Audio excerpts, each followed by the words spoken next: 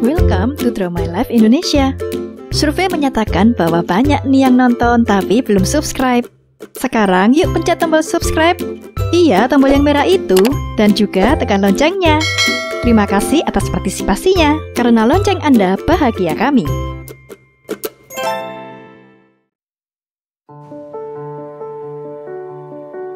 Deddy Corbuzier dilahirkan di Jakarta pada 28 Desember 1976 silam dengan nama lengkap Deodatus Andreas Deddy Cahyadi Sunjoyo. Ayahnya bernama Omar Sunjoyo yang merupakan keturunan Tionghoa serta masih memiliki darah pribumi dan berasal dari Banyuwangi. Sementara ibunya bernama Hendiwati yang merupakan keturunan Tionghoa asli dan berasal dari Malang. Deddy juga diketahui memiliki 2 saudara. Masa kecil Deddy ternyata tak seindah yang dibayangkan. Ia bisa dibilang berasal dari keluarga yang sangat sederhana. Kedua orang tuanya merantau ke Jakarta dan sempat menjalani kehidupan ekonomi yang tidak mudah. Ayah Deddy banting tulang dengan menjadi sopir mikrolet, sementara ibunya bekerja sebagai penjahit rumahan. Melewati kehidupan yang sulit, Deddy bahkan bercerita bahwa keluarganya tak jarang kesulitan untuk makan. Pernah suatu waktu orang tua Deddy hanya mampu membeli 1 porsi bakso untuk dibagi sekeluarga. Sewaktu SD, Deddy mengaku sering dibully oleh teman-temannya sampai pulang ke rumah dengan keadaan menangis. Oleh ayahnya, Deddy disekolahkan di sekolah Katolik yang mayoritas muridnya berasal dari keluarga kaya. Selain dibully karena latar belakang keluarganya yang kurang mampu, Deddy juga dibully karena fisiknya yang gemuk. Saat SD, Deddy juga pernah 2 kali tidak naik kelas akibat kemampuan keterlambatan membacanya atau yang dikenal dengan disleksia. Pengertian disleksia sendiri ialah kondisi di mana seseorang mengalami gangguan belajar yang ditandai dengan kesulitan membaca, menulis, dan mengeja. Namun sang ayah sama sekali tidak marah dengan hasil tersebut. Itulah yang akhirnya membuat Deddy mau belajar lebih keras demi membanggakan kedua orang tuanya, terutama sang ayah. Perkenalan Deddy pada dunia sulap ternyata dimulai sejak ia masih kecil.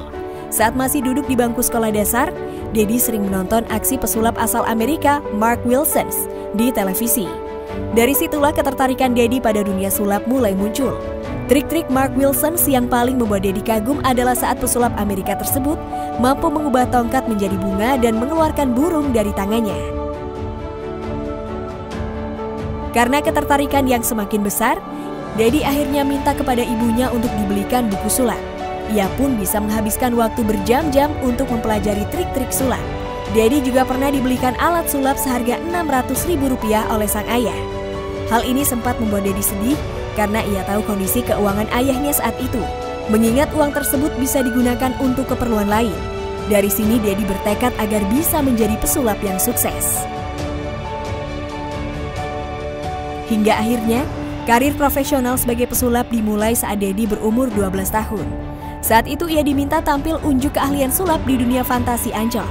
Ia diajak oleh pesulap-pesulap senior untuk tampil di sana. Meski hanya dibayar Rp50.000, menurut Deddy itu adalah pengalaman yang tak akan ia lupakan. Menginjak bangku SMA, kondisi keuangan keluarga Deddy Corbuzier pun mulai membaik.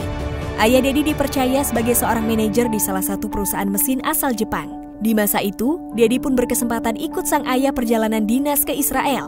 Di Israel, Deddy sekaligus mengikuti sejumlah seminar tentang sulap. Di sini ia pun tahu bahwa jenis sulap ternyata ada banyak macamnya. Deddy akhirnya mengenal mental magic. Ia pun mendedikasikan diri untuk mempelajari trik sulap ini, bahkan bergabung dengan International Brotherhood of Magicians. Deddy menggunakan nama Corbuzier sebagai akhiran namanya. Nama tersebut ternyata pemberian dari mantan pacar Deddy semasa SMA sampai kuliah bernama Kathy. Kathy merasa nama asli Deddy kurang menjual untuk menjadi nama panggung. Itulah mengapa Kathy mengusulkan nama Corbuzier kepada Deddy. Corbuzier sendiri diambil Kathy yang bersekolah arsitek dari nama seorang arsitek asal Prancis bernama Le Corbusier. Nama itulah yang akhirnya dipakai Deddy untuk nama panggung sampai sekarang. Meski ia dan Kathy sudah lama putus hubungan. Saat Deddy menginjak usia 18 tahun, ia mulai mendapat kontrak di sejumlah hotel-hotel internasional di Jakarta.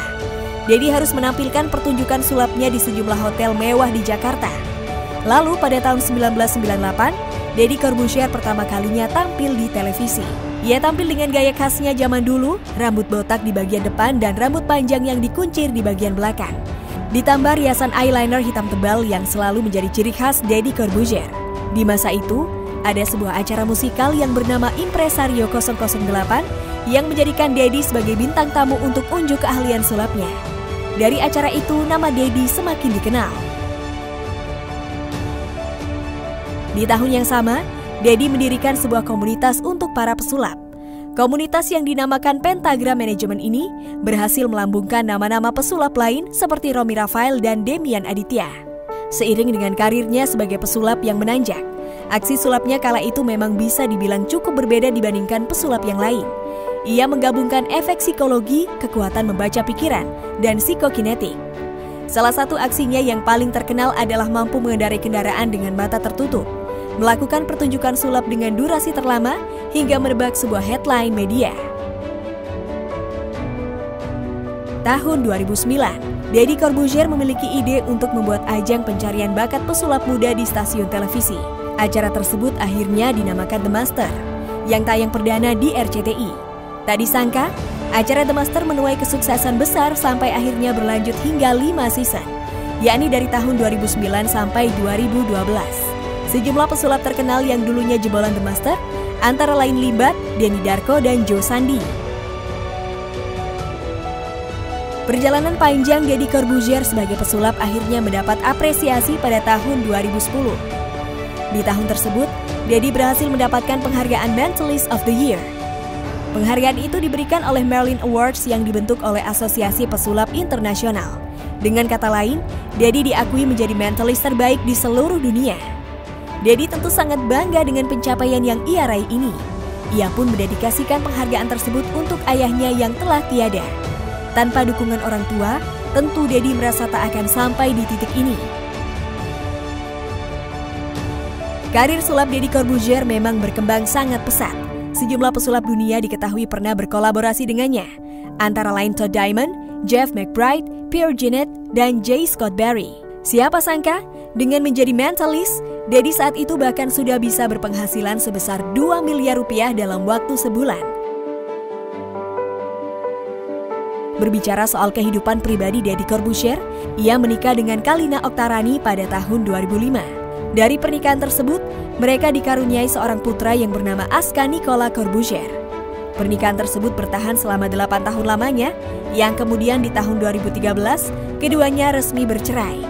Namun begitu, baik Deddy maupun Kalina sampai saat ini tetap berhubungan baik untuk membesarkan dan merawat putra sematawayang mereka. Sementara di tahun 2015, kabar mengejutkan dari Deddy datang. Di tahun tersebut, Deddy mengumumkan bahwa dirinya mundur dari dunia sulap yang sudah melambungkan namanya. Keputusan tersebut tentu mengejutkan banyak orang. Apalagi, Deddy sudah menggeluti dunia sulap selama kurang lebih 30 tahun. Dalam pengakuannya, Deddy mundur dari dunia sulap karena ingin fokus dengan putra sematawayangnya Aska Corbuzier. Ia merasa selama menjadi pesulap yang menggelar pertunjukan setiap minggu di luar kota, sangat menyita waktunya bersama sang anak. Tak hanya berkecimpung di dunia sulap, pada tahun 2010, Deddy yang merupakan lulusan psikologi memiliki mimpi menjadi seorang host talk show. Untuk mewujudkan mimpi ini, Deddy rela untuk casting lagi ke TV swasta nasional dan menjelaskan konsep acara yang ingin ia bawakan. Sampai akhirnya salah satu TV swasta Trans 7 menerima ide Deddy dan lahirlah acara TV inspiratif yang kita kenal bernama Hitam Putih. Setelah 10 tahun lamanya, acara ini pun berhenti semenjak pandemi. Deddy pun mulai membawakan program talk show baru di Trans 7 bernama Deddy's Corner yang mulai tayang pada September 2020. Deddy tak berhenti berkarya. Saat ini ia semakin dikenal sebagai YouTuber yang memiliki lebih dari 14 juta subscribers dan telah menghasilkan banyak konten bermanfaat dengan konten podcast sebagai unggulannya. Dalam podcastnya, seringkali Deddy mengundang tamu-tamu yang sedang menjadi sorotan di kalangan masyarakat dan bisa mengemasnya dalam obrolan yang menarik.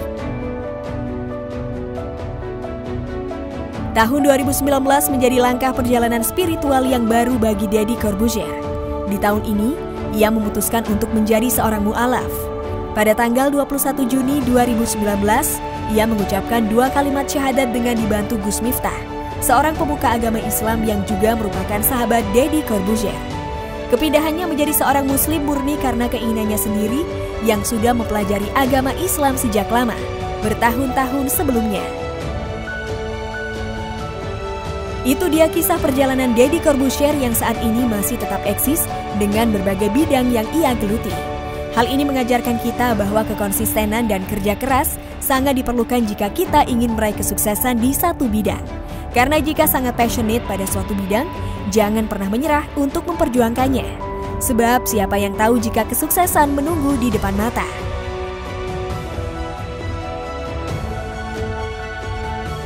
Terima kasih sudah menonton video ini hingga akhir.